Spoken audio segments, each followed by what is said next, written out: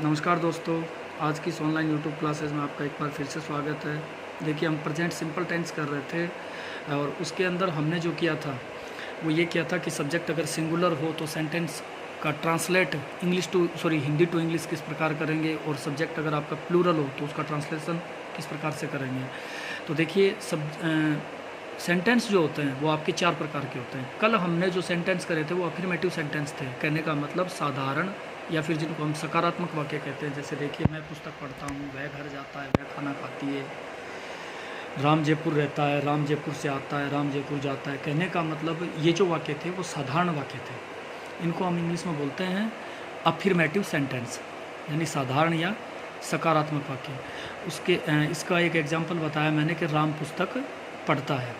उसके बाद नंबर 2 आता है बच्चों नेगेटिव सेंटेंस, जिनको हम नकारात्मक वाक्य कहते हैं, जिनसे नहीं जुड़ा होता है जिन वाक्यों में। देखिए, जैसे आपका सेंटेंस है राम पुस्तक नहीं पढ़ता है, राम पुस्तक नहीं पढ़ता है। तो कहने का मतलब आपके वाक्य में ये जो नहीं आ गया, ये नकारात्मक का भाव देता है, यानी नेगेटिव का भाव देता है, जिसको हम नेगेटिव सेंटेंस या नकारात्मक वाक्य कहते हैं। राम पुस्तक नहीं पढ़ता है। और सकारात्मक जो अपना वाक्य था, जिसको साधारण वाक्य भी कह सकते हैं अपन, राम पुस्तक पढ़ता है, इससे नहीं का भाव निकलता है, जैसे राम पुस्तक नहीं पढ़ता है। अफर्मेटिव सेंटेंस जिसको साधारण सकारात्मक वाक्य कहते हैं हम, जैसे राम पुस्तक पढ़ता है। नंबर 2 था अपना नेगेटिव सेंटेंस, जिसको हम नकारात्मक वाक्य कहते हैं, जैसे राम पुस्तक नहीं पढ़ता है। नकारात्मक वाक्य के अंदर एक चीज़ याद रखना, आपको हमेशा नहीं लिखा मिलेगा। इंटेरोगेटिव सेंटेंस नंबर 3 है आपका इंटेरोगेटिव सेंटेंस, जिसको आप प्रश्नवाचक वाक्य कहते हैं, यानी जिन वाक्यों में प्रश्नवाचक चिन्ह जुड़ा होता है।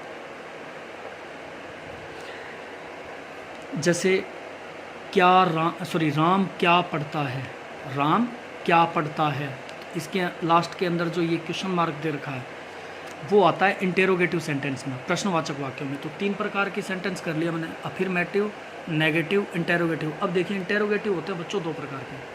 कितने प्रकार के होते हैं? 2 प्रकार के होते हैं। एक तो वो होते हैं जो WH वर्ड वाले बोलते हैं, जिनको WH वर्ड कहने का मतलब है जिन शब्दों की स्पेलिंग WH से स्टार्ट होती है, और जो क्वेश्चनवाचक होते हैं, जिनसे प्रश्न बनता है, उनको बोलते हैं WH वर्ड। और एक होते हैं हेल्पिंग वर्ब वाले, जिनमें जो WH वर्ड से शुरू होंगे, या फिर एक सेंटेंस होगा जो हेल्पिंग वर्ब से शुरू होगा। तो देखिए, WH वर्ड वाले कौन से होते हैं?